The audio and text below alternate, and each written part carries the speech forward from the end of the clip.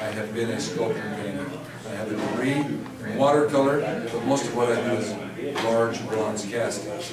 And we will be unveiling a bust of Jake Fleck, who many of you may know, on the 24th of July. And one also carries a calendar. That sculpture thing, people say, okay, that's kind of weird. And I was kind of the pinup boy in the New Times. It's an alternative, very liberal, libertarian newspaper in the Valley. Did a thing when I was serving in the legislature. That Bowers, truly a Renaissance man, sculptor, painter, musician, athlete, orchardist, yada yada.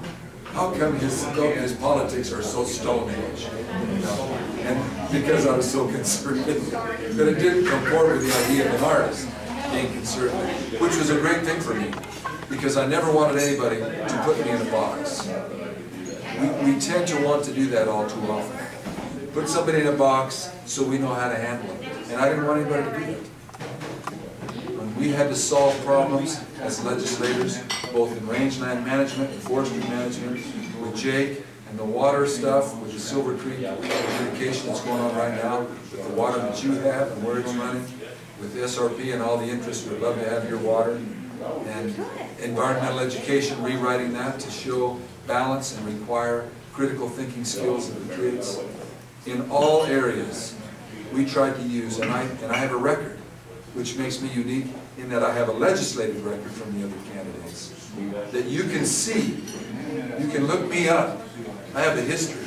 Every bill I ever sponsored, every vote I ever took, and there were some that were very controversial. But I have a record, and it shows a conservative, principled approach to solving these problems that we face. We have a family. My wife and I have 7 children, and Cy, being one of our children, he's studying to be a medical officer in the Army. And we have all of our daughters graduated from college, which I'm very thankful for. And the sons, we have a young son who's not in yet, but everybody else is in the mode, besides one of our graduates. Education is critical to us, but that idea that, you know, we're going to vote next week, and I'm against that tax. And I'm right up front about it, because you need to know how I think. Because a drunk will never get off the bottle until there's no bottle to drink on, until he has to sober up with what realities are. And that's what we have to do as citizens right now. We're all having to sober up and live within our means.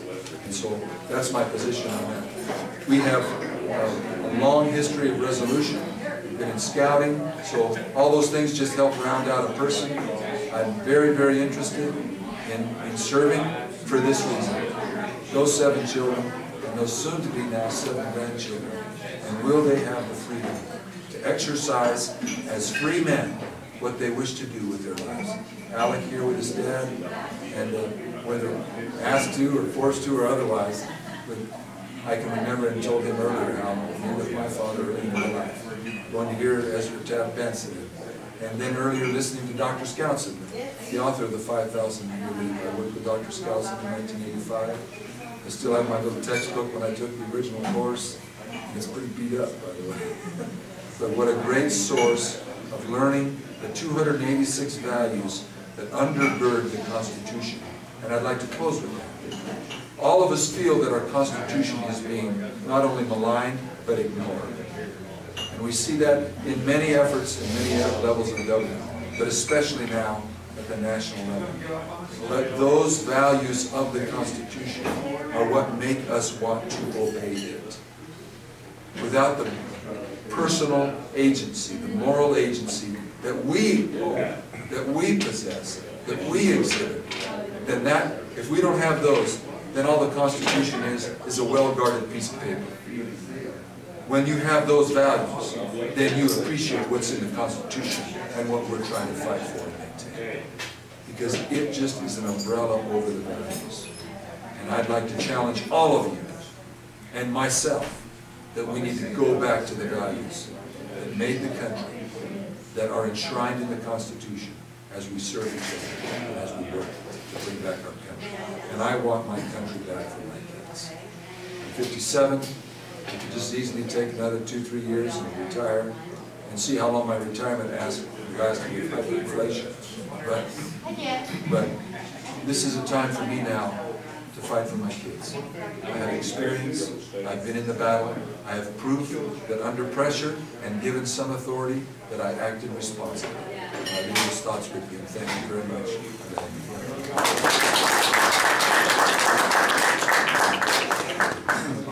Will that be okay if both of us speak, and then we'll just take questions? Yep. Okay.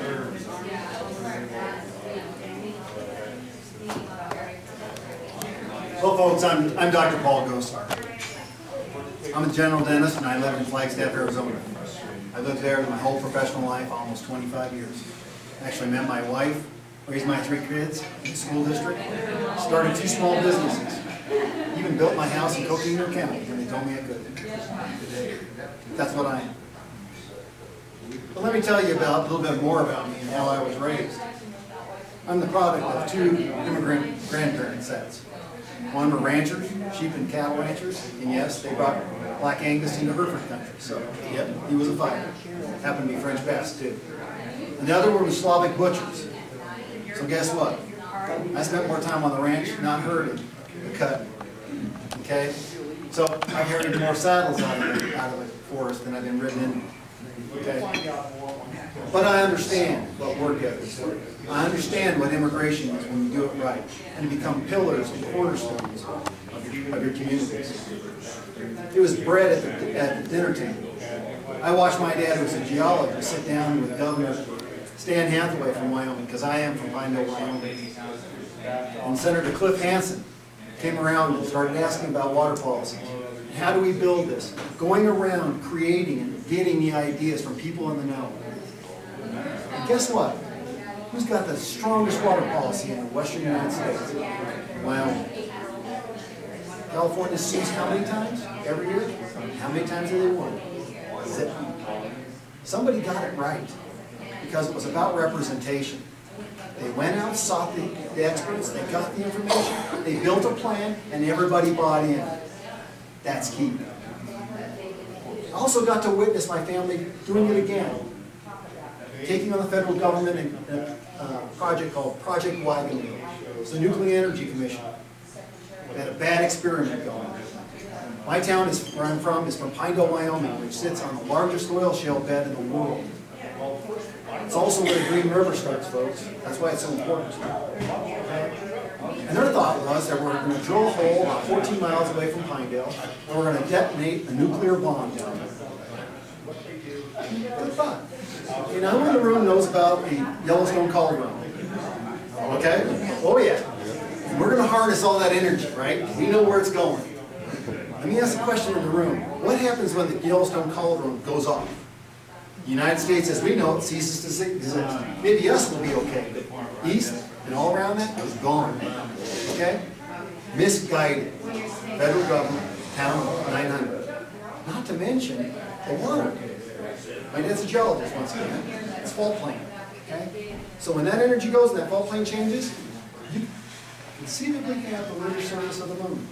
Deja vu. I watched my parents work at the dinner table, activate, work with the community. 3 people went back to the Nuclear Energy Commission, Senate subcommittee. 3 people, John Perry Barlow, Doris Burslander, and guess who? My mom. Guess what most people think about that last lady? She's the one that derailed it. So don't insult me by saying one person can't do something. We were taught, you believe, you do, get after it. No excuses. And that's exactly what I do. Now I'm new. I don't have a track record in the legislature, but I do have a track record. I've actually taken on the Attorney General's office in this state. I actually have built legislation that held patients and people and businesses, and I had it taken away from them. Yes, I did. I was told I couldn't even comment on my legislation and had to sit patiently in the back of a room until they did something. Interesting, is it? They opened up the audience by asking somebody in the audience some question. And once you do that, the open meeting law is now open, and you better let everybody else talk. And they didn't. They refused.